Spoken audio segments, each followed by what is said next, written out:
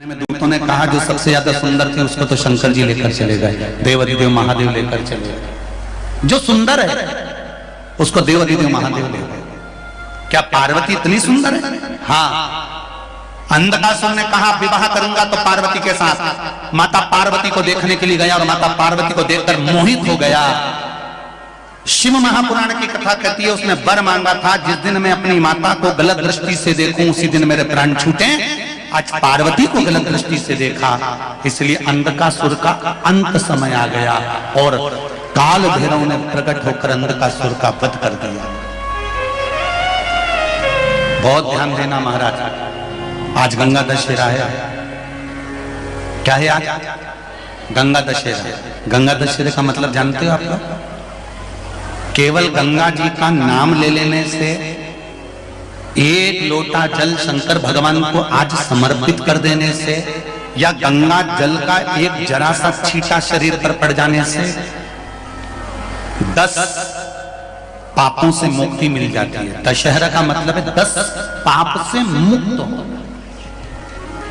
पहला पाप है किसी के घर का बिना पूछे कोई सामान उठाकर हमने भोग कर लिया हो तो उस पाप से मुक्ति।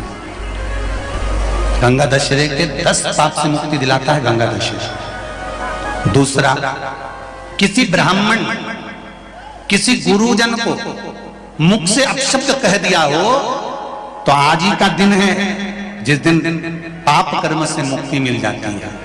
तीसरा, किसी स्त्री को, किसी नारी को, किसी कन्या के प्रति, स्त्री के प्रति, नारी के प्रति अगर गलत सोच लिया हो या गलत कर्म हमने कर दिया हो तो उस पाप से मुक्ति गंगा दशहरे का दिन दिला देता है।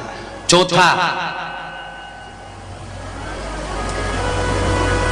रजो धर्म धारण करने वाली नारी, रजस्वला स्त्री के हाथ का बना हुआ अगर हमने भोजन ग्रहण कर लिया है तो आज गंगा दशहरे का दिन ही ऐसा रहता है जिस दिन उस पाप से हमें मुक्ति मिलती है।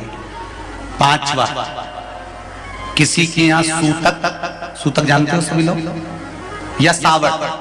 सूतक का मतलब होता है किसी के यहाँ कोई मर गया और उसके यहाँ का तुमने भोजन या पानी ग्रहण कर लिया।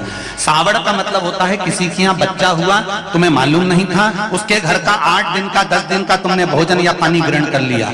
सूतक या सावड़ का भोजन या अन्न पानी ग्रहण कर ले तो 5वें नंबर का गंगा दशहरे का वर्णन करता है कि 5वां पाप, इस पाप से भी लोगों को मुक्ति मिल जाती है। 6ठे नंबर का वर्णन आया, किसी मंदिर की जगह पर या धर्म की जगह पर अपना कब्जा कर लिया हो या धर्म की जगह को अपना बना लिया हो तो उस पाप से मुक्त होने का एक साधन 6ठे नंबर का। 7वें नंबर का,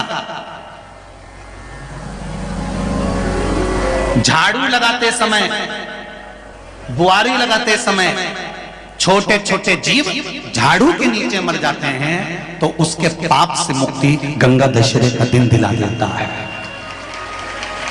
8वें नंबर का,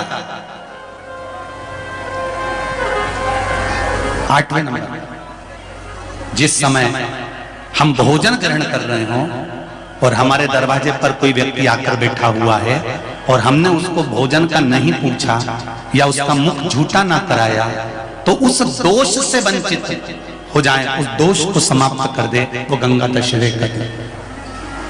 9वें नंबर का, बेटी की शादी करी और बेटी की शादी करने पर बहुत सारा कन्यादान आया।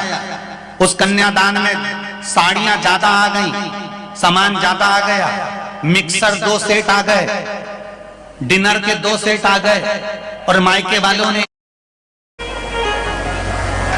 और शिव मंदिर में चढ़े हुए जल का थोड़ा सा सिंचन जरूर कर। अंधकासुर के प्राण छूटे। अंधकासुर